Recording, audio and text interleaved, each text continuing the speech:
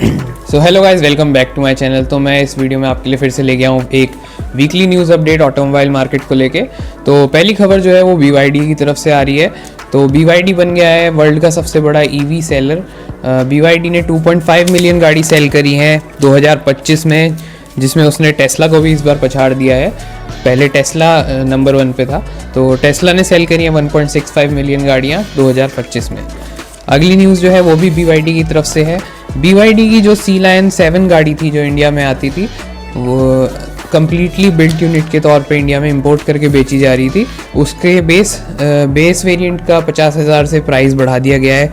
अब वो आपको 4.9.4 लैक्स की देखने को मिलेगी। तो अगला अपडेट जो है वो टाटा की तरफ से आ रहा है। पंच फेसलिफ्ट जो है उसका टीज़र आ गया है, उसको पूरी तरह रिवील कर दिया गया है और उस टीज़र में हमें देखने को मिल रहा है उसमें आई टर्बो की बैजिंग। तो आपको पंच फेसलिफ्ट में अब एक टर्बो इंजन भी देखने को मिलेगा।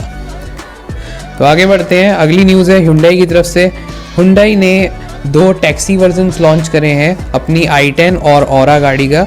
तो जो i10 वाला वर्जन है उसका नाम होने वाला है प्राइम H6 और जो Aura वाला वर्जन है उसका नाम होने वाला है प्राइम SD। दोनों ही गाड़ियाँ आपको 6 लाख और 6,90,000 की रेंज में देखने को मिलेंगी और ये सिर्फ CNG में अवेलेबल रहेंगी।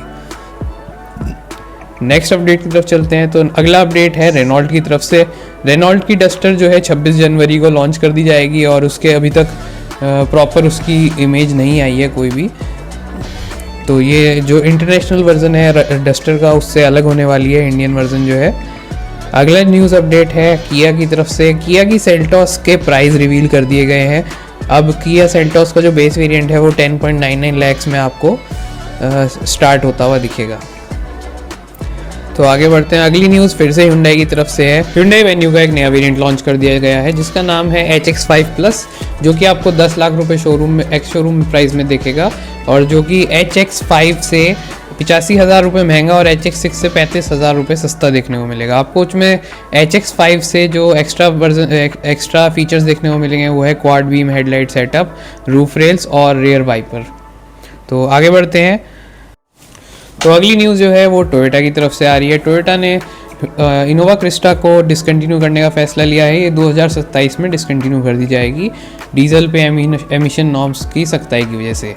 तो अगली न्यूज़ है एस्कोडा की तरफ से। हालांकि इनोवा जो है डिसकंटिन्यू करी जा रही है, एस्कोडा जो है डीजल इंजन्स वापस लाने वाला है, ऐसे रूमर्स आ रहे हैं। अगली न्यूज़ जो है वो है महिंद्रा की तरफ से। महिंद्रा XUV 7XO का आज लॉन्च है, लेकिन उससे पहले ही एक वर्कर ने उनकी 7XO की सारी इंटीरियर और एक्सटीरियर की वीडियो बना के लीक कर दी है। तो अगली न्यूज़ आ रही है टाटा की तरफ से। हैरियर और सफारी का जो पेट्रोल वर्जन नया लॉन्च हो रहा है उसकी भारत एनकैप ने क्रैश टेस्ट रेटिंग करी है और उन दोनों ने 5 स्टार स्कोर करे हैं। तो आगे बढ़ते हैं, अगली खबर है थार रॉक्स को लेके। तो थार रॉक्स को कैमोफ्लाज में बार बार नोटिस करा जा रहा है, वो उसकी टेस्टिंग करी जा रही है। तो उसमें उन इमेजेस से कुछ भी आइडिया लगा पाना मुश्किल है क्योंकि डिज़ाइन में कोई चेंज नहीं है।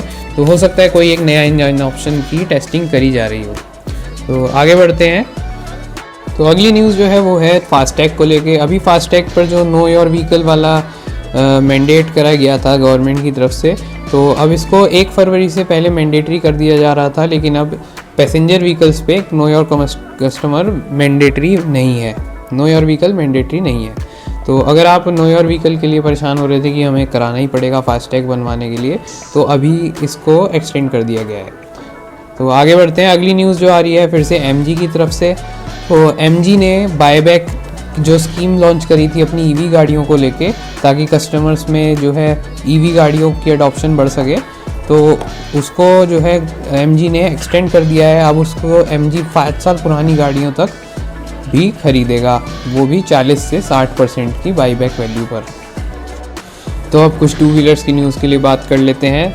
तो अगली जो खबर आ रही है वो डुकाटी की तरफ से है। डुकाटी की XDIval V4 लॉन्च कर दी गई है, जिसका स्टार्टिंग प्राइस रहने वाला है 30.89 लाख रुपीज़। इसकी पावर फिगर्स होने वाली हैं 168 bhp और 126 न्यूटन मीटर टॉर्क। इसमें आपको 1058 cc का इंजन देखने को मिलेगा। अगली न्यूज़ आ रही है कावासाकी की तरफ से। कावासाकी की G650 RS जो कि पहले भी इंडियन मार्केट में आ रही थी, इसका E20 रेडी वर्जन लॉन्च कर दिया गया है, जो कि 7.83 लाख रुपीज़ में आपको देखने को मिलेगा। इसकी पावर फिगर्स रहने वाले हैं 68 bhp और 62 न्यूटन मीटर टॉर्क। अगली न्यूज़ फिर से कावासाकी की तरफ से है। कावासाकी की एक नई बाइक वल्कन लॉन्च कर दी गई है E20 रेडी, जो कि E20 रेडी है। तो आगे बढ़ते हैं, अगली न्यूज़ है रॉयल एनफील्ड की तरफ से। रॉयल एनफील्ड ने फ्लाइंग फ्ली नाम से एक डिज़ाइन पेटेंट करा है। तो एक नई बाइक आने वाली है उनकी फ्लाइंग फ्ली, जिसका कॉन्सेप्ट नेम फ्लाइंग फ्ली है। तो अगली न्यूज़ फिर से डुकाटी की तरफ से है। डुकाटी पानीगल V4R लॉन्च कर दी गई है 85 लाख रुपीज़ में, जिसकी बुकिंग स्टार्ट कर दी गई है आज से। और इसके जो इंजन स्पेसिफिकेशंस हैं, ये 998 सीसी की बाइक रहने वाली है, जिसकी पावर फिगर आपको बेस पावर फिगर देखने को मिलेगी 218 bhp, जिसको आप बम्प अप कर सकते हैं 239 bhp तक उनके डुकाटी के स्पेशलाइज्ड इंजन ऑयल को यूज़ करके। प्लस इसकी जो टॉप स्पीड रहने वाली है वो है 330 km/h। तो अगली न्यूज़ आ रही है होंडा की तरफ से। होंडा की अभी तक कोई भी ईवी स्कूटी नहीं आ रही थी मार्केट में, हालांकि ईवी टू व्हीलर का बहुत ज़बरदस्त बूम रहा 2025 में। हमने ओला का बहुत अप एंड डाउन भी देखा। तो होंडा की एक नई ईवी स्कूटर आने वाली है, जो कि 100% मेड इन इंडिया रहने वाली है। पूरी तरह इंडिया के ही जो है लोकलाइज्ड पार्ट्स उसमें लगाए जाएंगे, तो इसकी कॉस्ट आपको इफ़ेक्टिव देखने को मिलेगी मार्केट में। हो सकता है एक्टिवा ईवी नाम से ही आ जाए। तो आगे बढ़ते हैं, अगली न्यूज़ आ रही है यामाहा की तरफ से। यामाहा R2 लॉन्च कर रही जा रही है, जिससे लोगों में एक भ्रम था कि R15 को बंद कर दिया जाएगा। तो ऐसा नहीं है, R2 और R15 दोनों ही सेल पर रहेंगे। तो ये थी इस वीक की सारी news updates. Thank you so much for watching and please subscribe to my channel.